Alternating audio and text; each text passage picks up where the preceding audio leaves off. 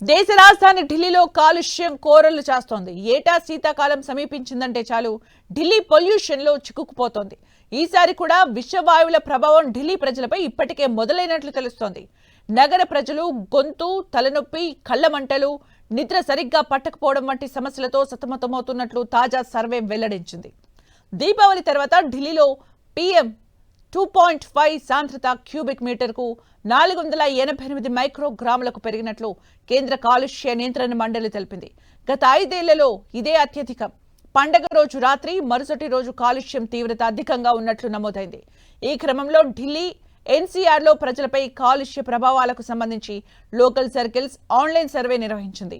ఢిల్లీ, గురుగ్రామ్, నోయిడా, ఫరీదాబాద్, గాజియాబాద్లకు చెందిన 44,000 కుటుంబాలు ఈ సర్వేలో పాల్గొన్నాయి. సర్వేలో పాల్గొన్న వారిలో 42% మంది గొంతు నొప్పి లేదా దగ్గుతో బాధపడుతున్నట్లు వెల్లడించారు. తమ కుటుంబ సభ్యులు కళ్లమంట, తలనొప్పి, నిద్ర పట్టడం లేదని 25% మంది చెప్పారు. మరో 17% మంది శ్వాస తీసుకోవడంలో ఇబ్బంది లేదా ఆస్తమా తీవ్రంగా ఉందని పేర్కొన్నారు.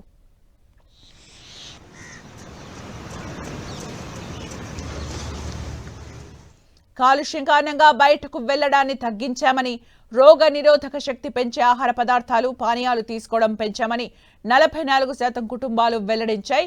వివిధ ఆరోగ్య సమస్యలతో వైద్యుని సంప్రదించామని ఢిల్లీ వాసుల్లో 1/3 వెల్లడించారు. రాజధాని సహా సమీప ప్రాంతాల ప్రజలు విషపూరిత వాయువుల ప్రభావాన్ని ఇప్పటికే ఎదుర్కొంటున్నారని, కాలుష్య నియంత్రణకు ముమ్మర చర్యలు తీసుకోవాల్సిన అవసరం ఉందని లోకల్ సర్కిల్స్ సూచించింది. మరోవైపు వరదల కారణంగా పంజాబ్, హర్యానా రాష్ట్రాల్లో పంట వ్యర్థాలు తగలబెట్టడం 75% తగ్గిందని, అయినా ఢిల్లీ గాలి నాణ్యత సూచి అనేక చోట్ల 400 దాటడం డేంజర్ బెల్స్ మోగిస్తోంది.